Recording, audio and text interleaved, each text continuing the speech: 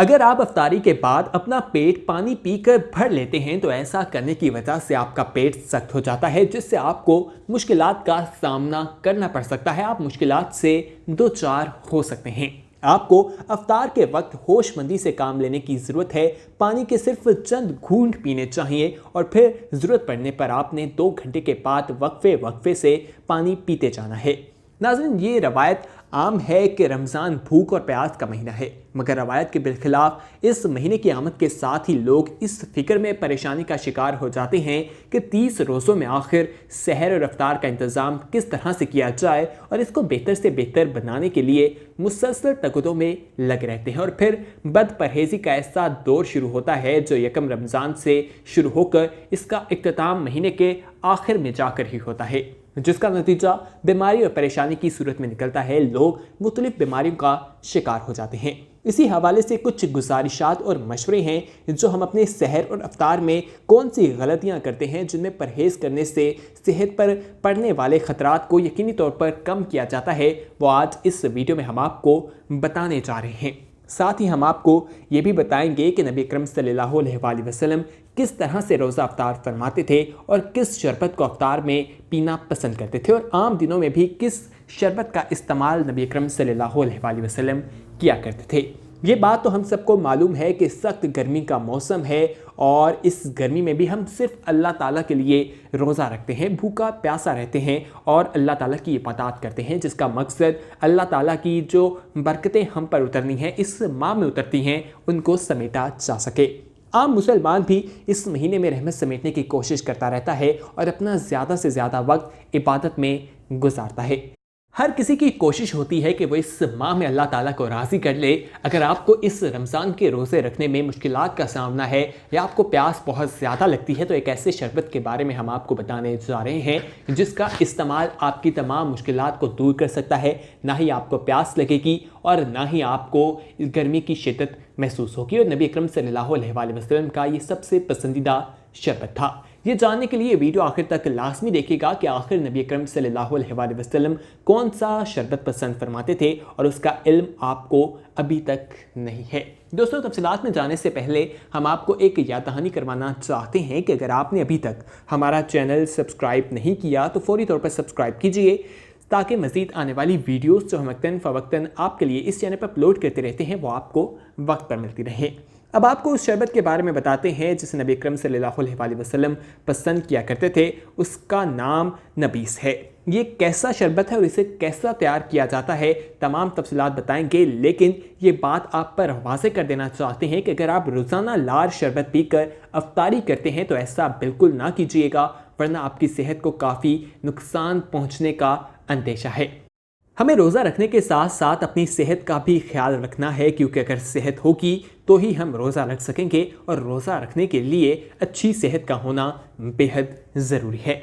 अमूमी तौर पर ज़्यादातर लोग अफ्तारी के वक्त प्यास की शिद्दत की वजह से शरबत का ज़्यादा इस्तेमाल कर लेते हैं और ख़ुसूसी तौर पर लार शरबत को फ़ौक़ियत दी जाती है, क्योंकि आमतौर पर यही तसव्वुर किया जाता है कि इस शरबत में नुकसान का अंसर इंतहाई कम है और बस देखते ही देखते 3 से 4 गिलास इसके हड़प कर लिए जाते हैं, जो सेहत के लिए इंतहाई मौसर है, क्योंकि इसमें चीनी और शरबत को मीठा रखने वाले अवामिल हैं जो मर्ज़ में हमें मुब्तला कर सकते हैं, उसके ख़तरात को बढ़ा सकते हैं। लेकिन अगर आप वाकई इस किस्म के शरबत से छुटकारे को नामुमकिन समझते हैं तो हफ्ते में 2 से 3 बार इसका इस्तेमाल किया जा सकता है, मगर शर्त यही है कि होश और जज्बात को काबू में रखें।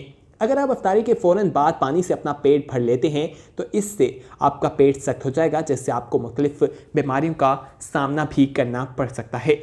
दोस्तों, यहाँ पर हम आपको ये भी बता दें कि जो शरबत जिनमें चीनी डाली जाती है वो भी हमारे लिए नुकसान का बायस बनते हैं, क्योंकि चीनी के अंदर ऐसे केमिकल्स मौजूद होते हैं जब उसको तैयार किया जाता है तो उसकी शक्ल स्याह हो जाती है और एक ऐसा केमिकल उसमें डाला जाता है जो उसके रंग को ख़त्म कर देता है। और जब हम चीनी वाले शरबत को पीते हैं तो उसकी वजह से हमें प्यास भी काफ़ी ज़्यादा लगती है। हम आपको नबीस के बारे में बताते हैं जो नबी अकरम सल्लल्लाहु अलैहि वसल्लम पसंद करते थे, लेकिन उससे पहले आपकी खिदमत में एक सवाल रखना चाहते हैं, और वो सवाल ये है, क्या आप लाल शरबत और ये चीनी वाले शरबत का इस्तेमाल अपनी अफ्तारी में तो नहीं करते? अगर आप करते हैं तो फौरी तौर पर इसे तर्क कर दीजिए और कमेंट बॉक्स में जाकर बता सकते हैं कि आप किस चीज़ से रोज़ा अफ्तार करते हैं और पानी पीते हैं या नहीं।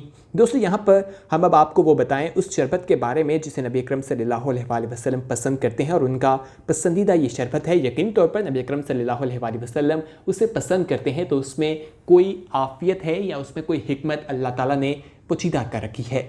हम सब लोग जानते हैं कि खजूर अल्लाह ताला की एक नेमत है जो हमें बहुत सी बीमारियों से बचाती है और आज डॉक्टर्स भी हमें बार बार कहते हैं कि खजूर का इस्तेमाल ज़्यादा से ज़्यादा किया जाए। तो दोस्तों आप पर वाज़ेह करते हैं कि खजूर जो है आपने उसको पानी में भिगो देना है और उसको बाद में आपने पानी में मिक्स कर लेना है। उसको मिक्स करके जो एक शरबत बनेगा, जब आप उसका इस्तेमाल करेंगे तो आप देखेंगे कि किस तरह से आपको रोज़ा भी नहीं लगेगा और गर्मी की शिद्दत भी महसूस नहीं होगी।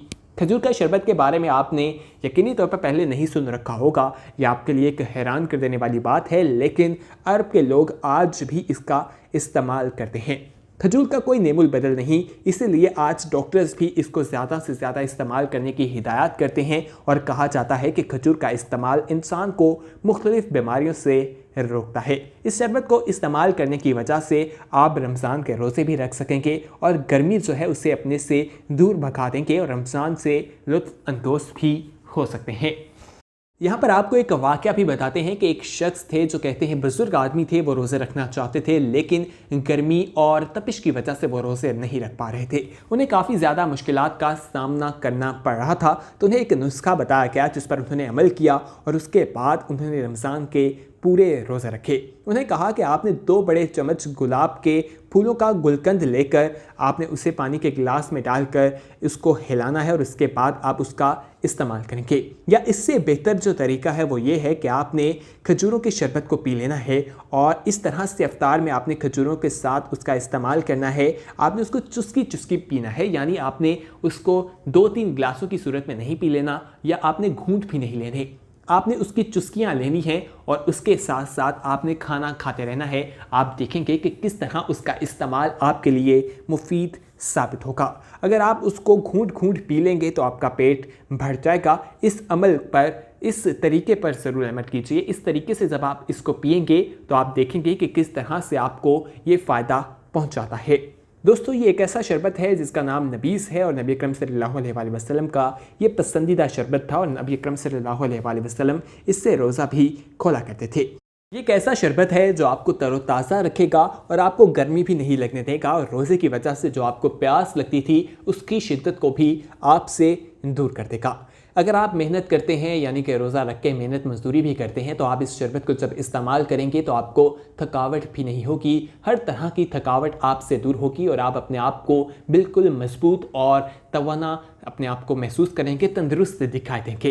तो दोस्तों यहाँ पर हम आपसे एक और सवाल पूछना चाहते हैं कि क्या आपने कभी पहले खजूर के शरबत का इस्तेमाल किया है या नबीज़ के बारे में पहले से सुन रखा है या नहीं। अगर आप इस सवाल का जवाब देना चाहते हैं तो नीचे कमेंट बॉक्स में जाएं, अपनी राय हम तक ज़रूर पहुँचाएँ क्योंकि आपकी राय हम तक पहुँचना काफ़ी ज़्यादा अहमियत रखती है। आज इस वीडियो में हमने आपको उस शरबत के बारे में बताया जिसे हम बहुत ज़्यादा इस्तेमाल करते हैं, जो हमारे लिए नुकसान का बायस बनता है, यानी कि वो लाल शरबत और वो चीनी वाला शरबत जिसमें हम समझते हैं कि इसमें जो ख़तरात हैं या ऐसे केमिकल्स की तादाद काफ़ी ज़्यादा कम है तो वो हमें नुकसान पहुंचा रहे होते हैं। यहाँ पर ये बात भी वाज़ेह कर देना चाहते हैं कि जो लोग अपने रोज़े को अफ्तार जो है कोल्ड ड्रिंक के साथ करते हैं वो अपने ऊपर बहुत ज़्यादा जुल्म करते हैं, अपने गुर्दों को अपने ही हाथों से बर्बाद कर देते हैं। जब इंसान रोज़ा रखता है तो उसके गुर्दे पूरा दिन प्यासा रहते हैं और उन्हें पानी की जो कमी है उसकी वजह से उन्हें पानी दरकार होता है। जब हम रोज़ा खोलते हैं और अपने मैदे में कोल्ड ड्रिंक डालते हैं तो वो हमारे गुर्दों पे जाकर इफ़ेक्ट करती है और उनको तबाह बर्बाद कर देती है। तो ऐसी गलती बिल्कुल ना कीजिए। रोज़ा अफ्तार जब भी करना हो खजूर के साथ कीजिए और नबी अकरम सल्लल्लाहु अलैहि वसल्लम ने भी इसी चीज़ का हुक्म दिया है।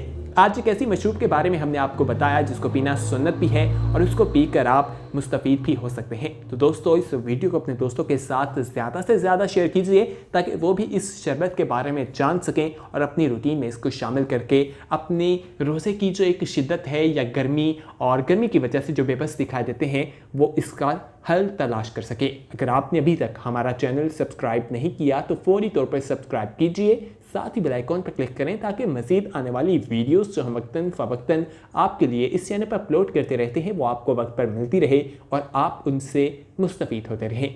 इस वीडियो में कमेंट करके अपनी राय और तजावीज़ हम तक ज़रूर पहुँचाइएगा। अगली वीडियो तक हमें दीजिए इजाज़त। अपना ख्याल रखिए। अल्लाह हाफिज़।